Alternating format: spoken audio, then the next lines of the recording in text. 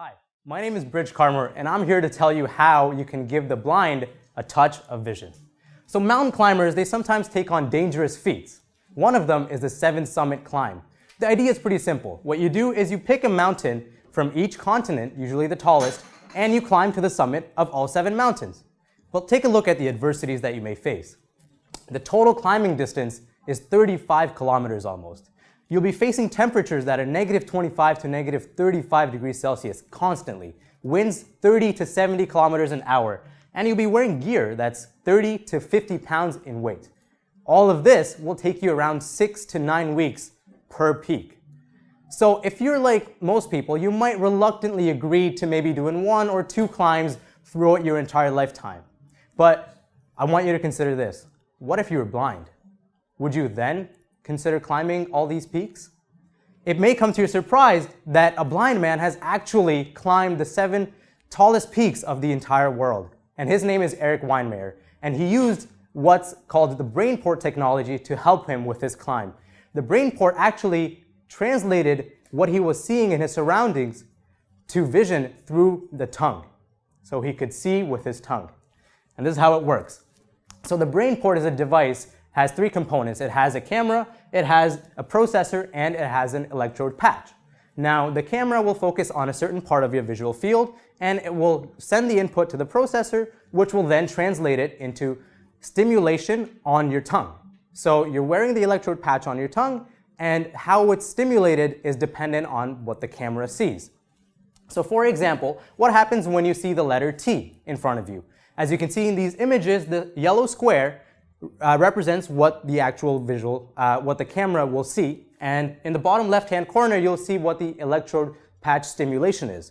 So as you see in image A, when you capture the entire letter T on the electrode patch, you'll have a specific pattern of electrodes that will actually, it'll press on your tongue in a representative manner as you see it. So in a T, you will actually feel a T pressing on your tongue. So then you can infer on that basis. As you see, when you move around, the electrode pattern in the patch actually changes according to how the visual camera interprets it. Now, for a real-world example, if you see a cup, you will actually feel pressing down on your tongue a representation of the cup in just a more blurry manner. Now, how does this feeling of like pop rocks actually translate to vision? That has to do with neuroplasticity. So neuroplasticity is just the fact that your brain is always changing depending and making new connections on the behavior that you're doing. So sometimes you have noticed that if you're, let's say, an archer, if you keep practicing and practicing, you will hit the bullseye more often. That behavior has improved. And this is due to neuroplasticity. Your brain, the areas in your brain that correspond to you doing that behavior will build stronger connections between each other. And those connections go to the neuronal level, which is the cellular level, and to the cortical, or the whole brain level. So your brain is changing when you're improving on something. So the neural mechanism behind seeing with your tongue has to do with sensory substitution. Now the sensory substitution idea just says that you take the sensory organ of one sense and you build strong connections from that sensory organ to another brain area of a completely different sense.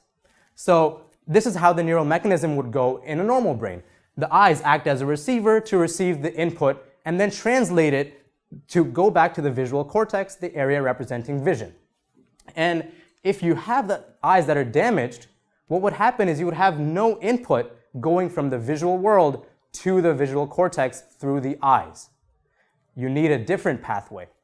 And that's when this comes in. So in the Brainport technology, what you see is translated onto an electrical stimulation on your tongue. So whatever you're going to see in your world is actually going to be represented on your tongue, and you'll feel a pattern of stimulation. So as we saw, that you'll feel a pattern of T when you look at a T. Now that gets translated into electrical signals sent to the somatosensory cortex, which is just the area for touch interpretation. Now, as you start practicing with Brainport, what happens is you get to perceive that image as vision. So as you practice more and more, you're building stronger connections between your touch area and your vision area. So all you have done is take the sensory organ for vision to be the eyeball, instead have changed it to the tongue.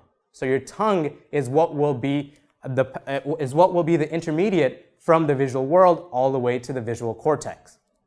So that is how the blind will actually see, they will perceive vision because they have visual cortical activation. So they will get to see through their tongue. But what implications does sensory substitution have? Of course, it helps individuals with sensory loss. People who have sensory loss, their sensory experiences will be intact after experience with Brainport.